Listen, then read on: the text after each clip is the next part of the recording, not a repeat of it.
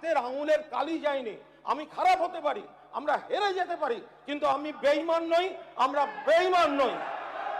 এই মুহূর্তে বলেছেন, এই মুহূর্তে বলেছেন সজল, তোমার বাড়িতে যেদিন পুলিশ লাথি মেরে দরজা ভেঙেছিল, এই কুণাল ঘোষ প্রকাশ্যে প্রোটেস্ট করেছিল। আপনার 2 মিনিট, এটা যাবে না, কার্যবিবরণীতে যাবে না। এবার রেড রোডে নামাজ পড়ার জন্য ছুটির দিন 2 ঘন্টা লাগতো, আর যোগ করার জন্য 7 দিন ওয়ার্কিং ডেতে রেড রোডটা বন্ধ ছিল। সহযোগিতা করেছে, এটাও কার্যবিবরণীতে যাবে না। তবে নামাজ হবে না, এটা কোনো কথা স্যার? এটা বলছে নামাজ হবে না, এটা কোনো কথা? এটা এই মুহূর্তে বলেছেন, এই মুহূর্তে বলেছেন, আপনাদের মন্ত্রী বলেছেন, এটা কোনো কথা হচ্ছে? আপনি প্লিজ, এটা কোনো কথা হচ্ছে? বন্ধ করুন স্যার। শেষ হয়েছে স্যার শেষ হয়েছে।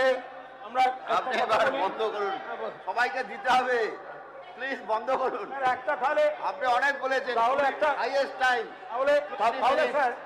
তাহলে এই রাজ্যপালের ভাষণ, এই রাজ্যপালের ভাষণ, একদিকে সন্ত্রাস চলবে, একদিকে হামলা চলবে, একদিকে বিধানসভার মধ্যে কথা বলতে দেওয়া হবে না, একদিকে আপনি একজন ধর্ষণের অভিযুক্তকে বিরোধী দলনেতা করবেন, আর আপনি আমরা বলার সময় আপনাদের লোকেরা বাধা দেবে।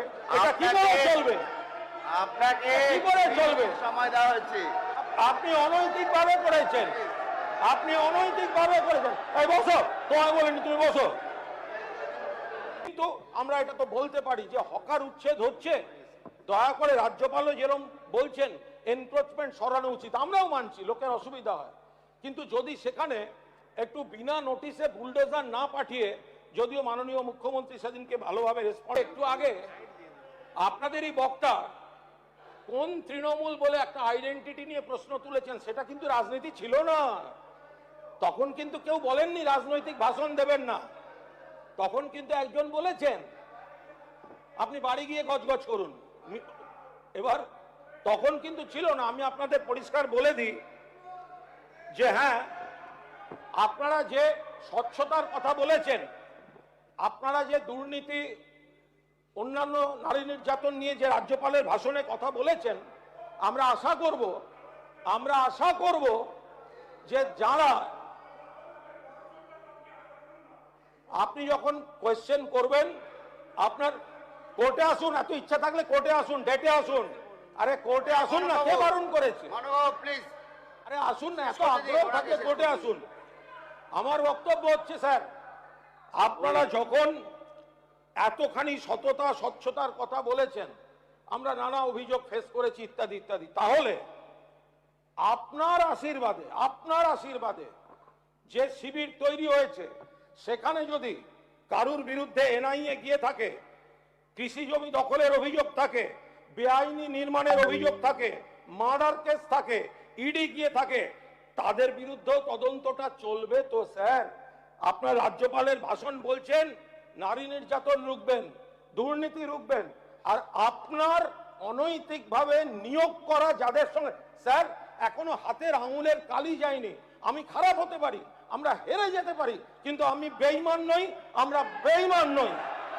ফলে ফলে ফলে যা বলছি, বুকে চিৎকার করে বলছি, হাতের আঙুল থেকে এখনো কালি যায়নি। আর রাজ্যপাল তার ভাষণে অনেক ভালো কথা আছে, রাজ্যপালের ভাষণে অনেক ভালো কথা আছে। আমরা চাইব সেই ভালো কথাগুলো রাজ্য সরকার ভালোভাবে করুন।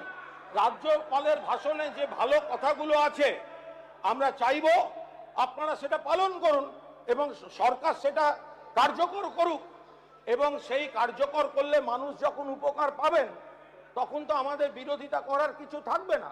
কিন্তু আমরা এটা তো বলতে পারি যে হকার উচ্ছেদ হচ্ছে, দয়া করে রাজ্যপালও যেরকম বলছেন এনক্রোচমেন্ট সরানো উচিত, আমরাও মানছি, লোকের অসুবিধা হয়, কিন্তু যদি সেখানে একটু বিনা নোটিশে বুলডোজার না পাঠিয়ে, যদিও মাননীয় মুখ্যমন্ত্রী সেদিনকে ভালোভাবে রেসপন্ড করলেন বিষয়টায়, একটু নোটিশ দিয়ে বা জনপ্রতিনিধিদের একটু ইনভলভ করে একটা বিকল্প ব্যবস্থা করিয়ে কিছু করা যায়, তো সেক্ষেত্রে এই জিনিসগুলো ভালো হতে পারে।